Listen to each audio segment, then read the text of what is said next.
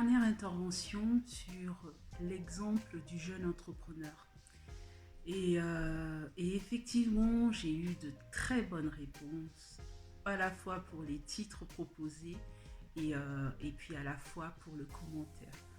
En effet, surtout pour celles et ceux qui veulent se lancer dans l'entrepreneuriat, euh, il faut savoir que on doit commencer de là où on est. On doit être quelqu'un qui est observateur, qui a une vision et qui se bat pour pouvoir atteindre cette vision. Ça peut s'appliquer à n'importe qui dans la vie, que ce soit un chef de l'État, que ce soit un manager, un DG, que ce soit une personne dans le cadre familial. Mais il faut avoir une vision et se donner les moyens de l'atteindre. Et il sait petit à petit donner les moyens de l'atteindre. L'envers du décor, c'est comme certains l'ont indiqué, il s'est privé de sortie. Quand ses amis sortaient, lui, il travaillait.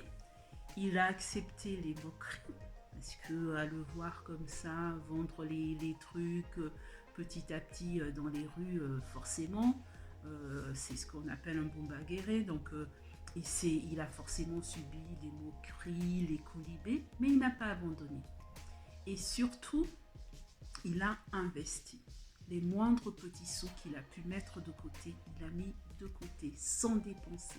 À chaque fois qu'il vendait, il mettait de côté pour pouvoir réinvestir. Donc une partie de côté, une partie pour sa consommation, une partie de côté, une partie pour sa consommation.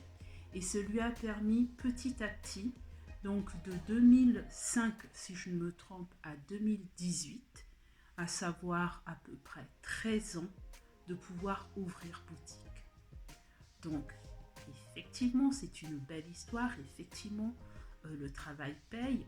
Parfois, ça met beaucoup plus de temps, mais en tout cas, le voilà, lui, maître de son destin, grand patron, et maintenant, il peut jouir des fruits de son labeur, même s'il y a encore beaucoup d'adversité, parce qu'après, il faut pouvoir gérer l'entreprise, etc., pouvoir permettre de pouvoir le léguer aux enfants qui en feront un empire. En tout cas, c'est comme ça que les histoires de fortune se construisent. Et c'est pas du jour au lendemain, et l'argent ne se gagne pas de manière facile. Quand quelqu'un vient vous proposer des millions pour faire quelque chose, sachez qu'il y a une contrepartie. Donc, mettez l'effort au travail, surtout vous les entrepreneurs, et sachez que ça paye.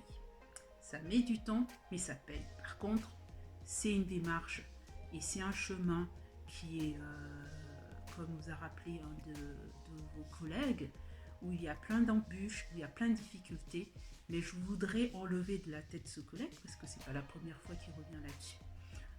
La question de l'argent du fonds de départ ne doit pas être quelque chose de bloquant. Les obstacles ne doivent pas bloquer les personnes qui sont vraiment portées par une vision et qui veulent l'atteindre. Parce que quoi qu'il arrive, ils se donneront les moyens de le faire dans les règles, ils se donneront les moyens et ils trouveront les moyens. Et parfois, on n'a pas besoin de démarrer avec énormément d'argent pour être milliardaire à 40, 45 ans, voire plus. Voilà, merci.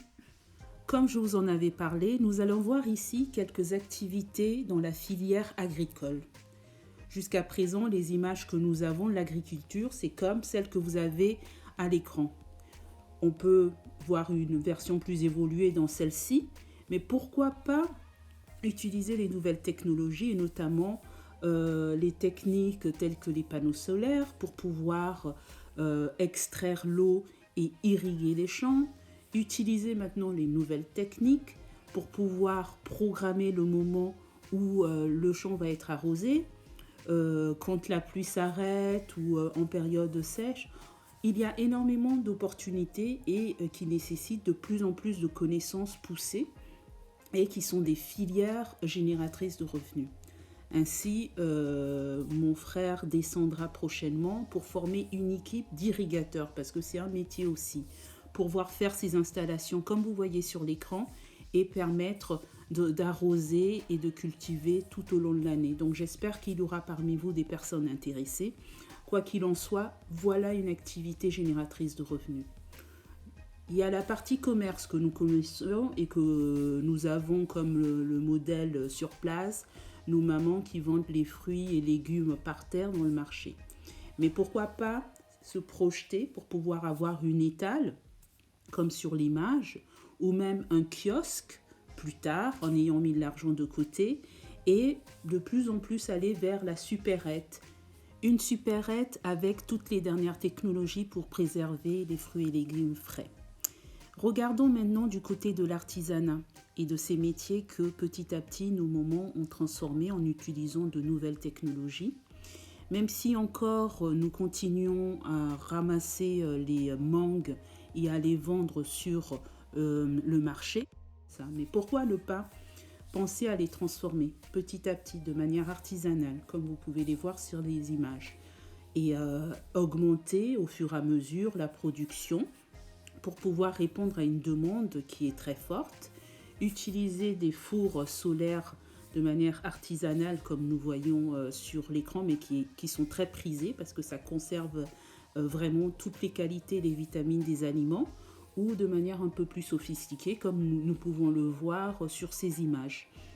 Et ainsi pouvoir vendre après des produits en haute valeur ajoutée qui vont être beaucoup plus chers, qui vont générer beaucoup plus de revenus. Et une jeune femme, comme vous pouvez voir là à Lomé, qui s'est lancée dans la transformation de fruits et de légumes pour en faire des jus, d'abord artisanal, là de manière un peu plus sophistiquée, et ensuite avoir donc un commerce où elle va pouvoir le vendre et offrir des étals propres et attrayants pour sa clientèle ou toute une autre personne. Donc effectivement, il y a énormément d'activités, dont une, le transport, qui peut commencer de manière très simple comme ça, comme ce monsieur. Il aura aussi la possibilité de recourir à l'utilisation de moyens de transport doux, comme les vélos qui se développent beaucoup en Occident aussi, ou décider d'investir et de le développer pour avoir une flotte de camions qui permettra de pouvoir transporter ses biens aux quatre coins du pays, mais même du continent, vu que le marché est ouvert. Et ainsi, petit à petit, peut-être investir à des containers, dans des containers au port et ainsi de suite. Donc il y a une filière, je voulais quand même m'attarder un peu dessus, la filière coton, qui existe chez nous dans le Nord. Donc si toutes ces choses se calment, nous espérons qu'elle pourra redémarrer, mais c'est une opportunité incroyable pour nous. Et là, nous voyons cette filière qui va de la récolte à la transformation, la fabrication des fils de coton et au tissage. Le Burkina s'est beaucoup investi dans cette activité, permettant par la suite de déboucher sur ce que nous faisons actuellement, c'est-à-dire les métiers de la couture.